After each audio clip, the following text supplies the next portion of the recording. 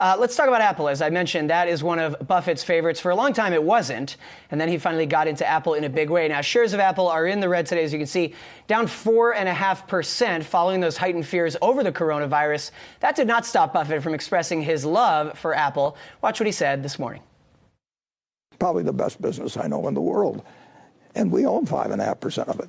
And that is a bigger commitment that we have in anything except insurance and the railroad. So it's our third largest business. It's an incredible company.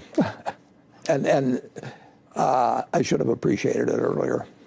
There you have it. I should have appreciated it earlier. I was remembering for a long time, Buffett was kind of painted as anti-tech, or if not anti-tech, just didn't know about it. Anti-tech, I think, is fair. And his big thing was, I'm also not going to invest in businesses I don't understand. I had the chance to interview Buffett years ago for a Fortune story, actually about See's Candies, which Berkshire bought in the 80s. And, I went to the office in Omaha, and you walk in, and there's no computer in there, as everyone knows. There's framed photos, and it's very old school. And then finally he got into Apple. He loves it. Apparently he got rid of his flip phone, too. Did finally got an iPhone, finally got the iPhone. But he also says he doesn't know anything about See's Candies either. Yeah. He says he hasn't visited in years because he doesn't know anything about candy making. He likes low overhead, seasonal business. You can rely on it. That's right. Tiny growth in profits every year, but reliable, consistent.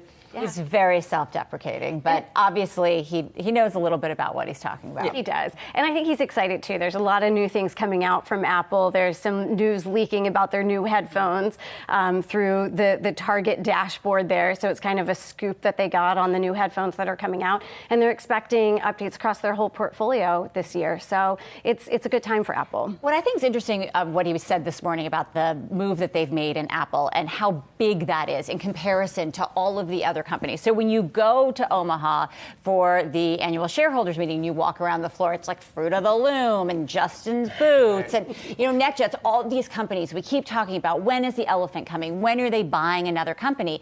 He seems very happy and even talked about it in the letter to be taking stakes in companies, sizable stakes. So is the next elephant, does it necessarily have to be a whole company? Because he says you pay a premium for that and you can get into these names in sizable moves by just going out and taking shares. He's got 5% of Apple. Yeah. I also think the reason it's been a while, Kraft Heinz was a big ding on Buffett and Berkshire. Getting involved with 3G Capital on that deal, that has not gone well so far, but we'll see.